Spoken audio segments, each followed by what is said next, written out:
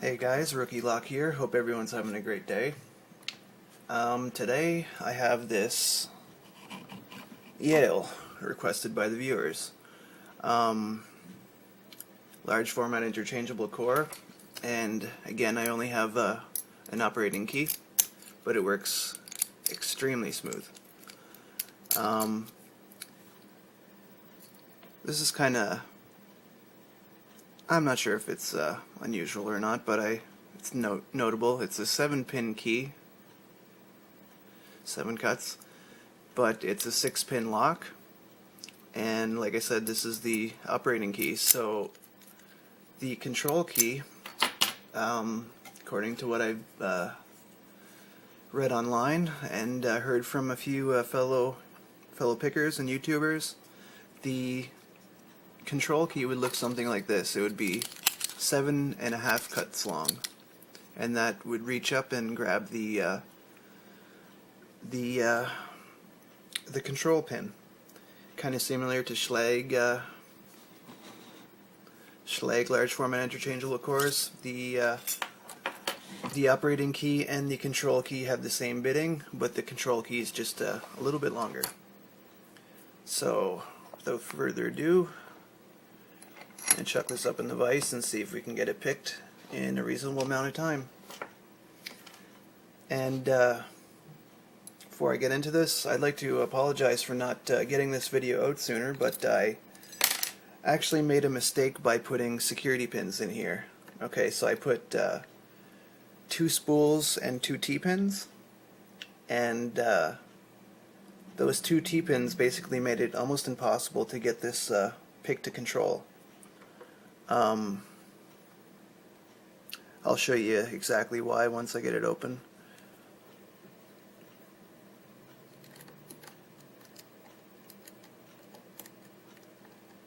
Okay, so 6, 5, 4, 3, 2, 1. I'm not sure if I ever mentioned in any of my other videos too, I have a harder time picking standard pins in a good lock than picking security pins in the same lock, usually, for some reason. I think I've heard a few fellow pickers mention the same thing. In a lock with good tolerances, sometimes standard pins can be tougher because there's not that feedback that basically tells you exactly what the lock needs to open.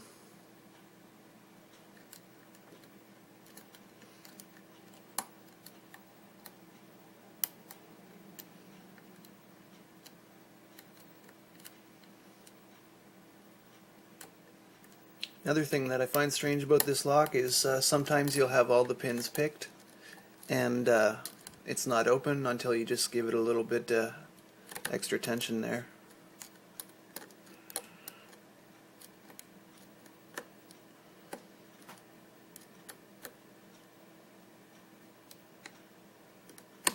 There we go. So it's unlocked. Now, sometimes this can be a little bit tricky. To get a control pick, I'm going to put my pick in first. You basically want to have it where it's just about to lock up, or where it's just, if you don't turn it that far, where it's just open. So it's basically pretty much in the 12 o'clock position, where it's right about to lock up. Oh, there, I just locked it. Let's see if we can get it picked again quickly.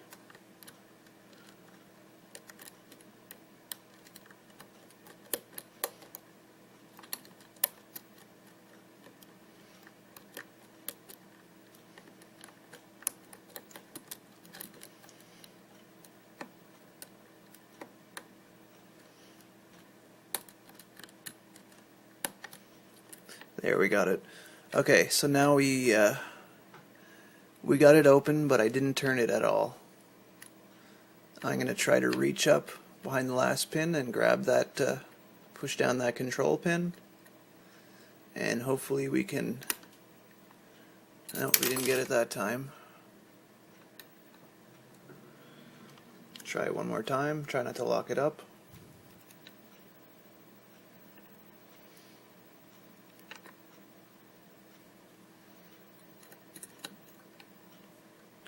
Just turn it back with my pick till it's right about to lock up.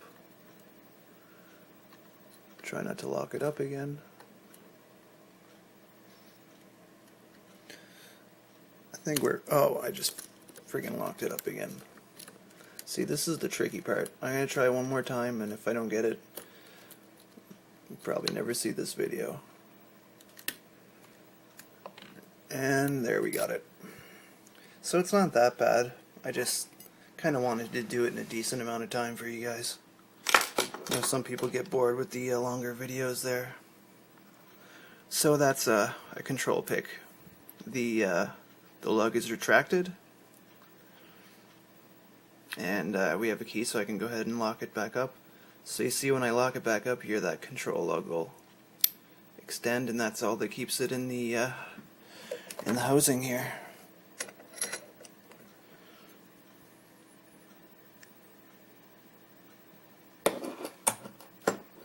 So another thing that's notable is, obviously the control lug can't be pushed in, but if the key's in and the lock is turned to that specific angle, it can be pushed in. Which I know a lot of people would, that would be pretty obvious to them, but it can only be pushed in that position.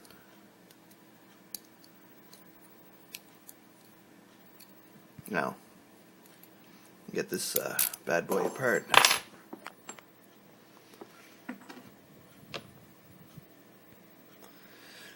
That's probably the trickier part.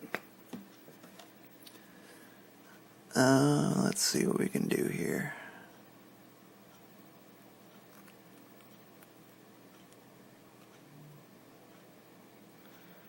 Put that right about there. Try to keep this nice and focused. Trying to poke myself.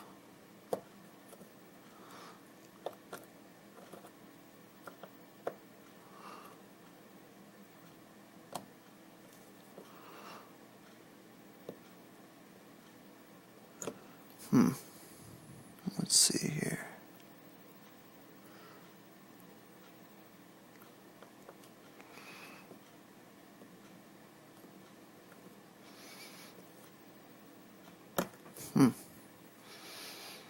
Okay, let me try this again. I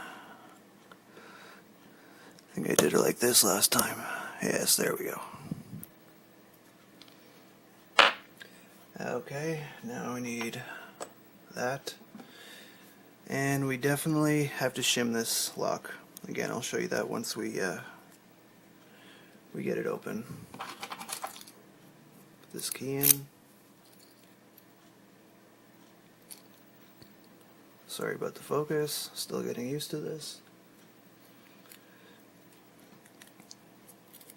And hopefully I'll eventually get a new camera too, guys.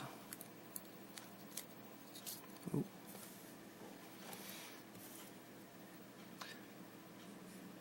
Hopefully get a new camera eventually, I should say.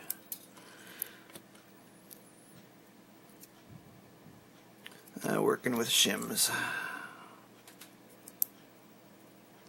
There we go.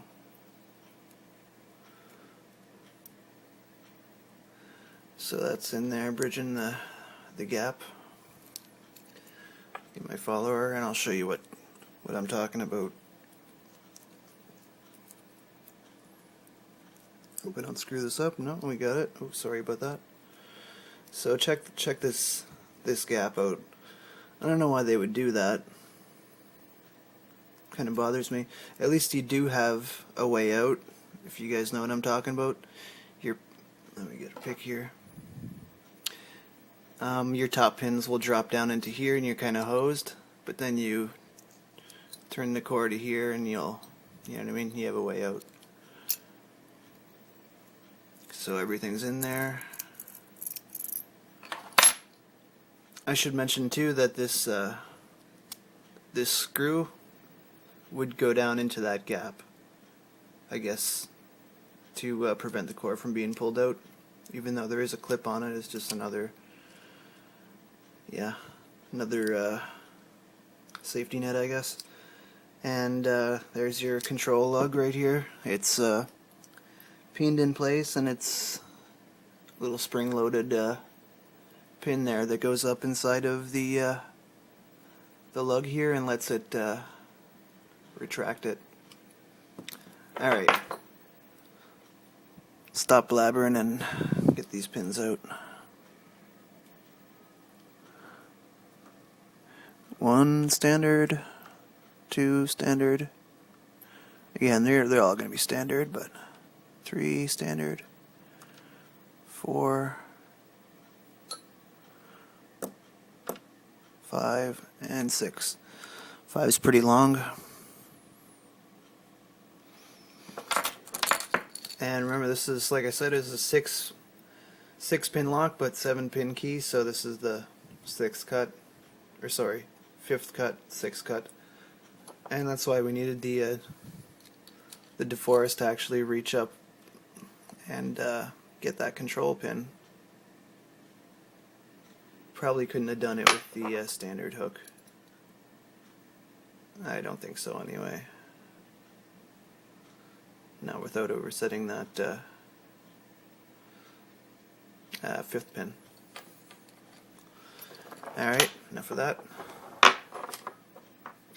These are the brass picks I made too, by the way. I know someone was asking about them. Decent polish on them. I could do a little bit better. They're kind of like my maybe 3rd and 4th picks I've ever made. Brass handle gives pretty good feedback. Pretty happy with them. Alright.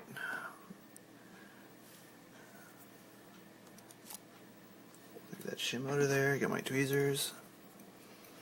Make sure everything's focused. 1 standard. 2 standard.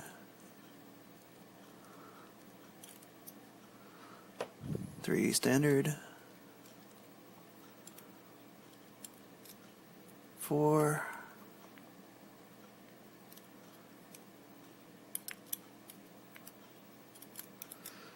5 and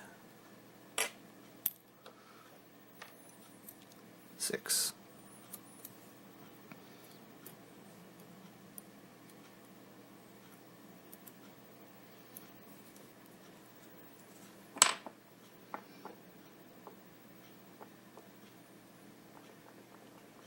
Actually, keep this follower in there.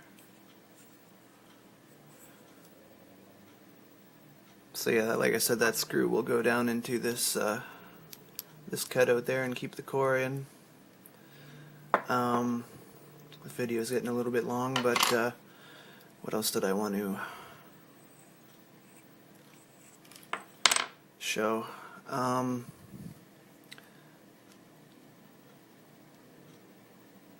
So yeah, I'm not sure if I showed this already, but the core prevents the lug from being pushed in unless it's in that right position. And like I said, with the T-pins in there, to get it in this position where you were able to push the control pin up into the lug to retract it, those T-pins would drop down because, again, they're smaller diameters, so you couldn't get the, I mean, I ended up getting it, but not with the same method. So I think that's about it, guys. Nothing too special, all standard pins. But I really do like these Yales. I think they're pretty cool LFICs.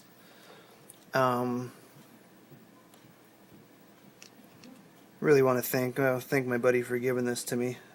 Actually, with all the other locks he gave me, they mean a great deal to me. I don't have that many locks, guys, and that's probably another reason why I'm not doing multiple videos a week. Is I would run out of locks pretty quick.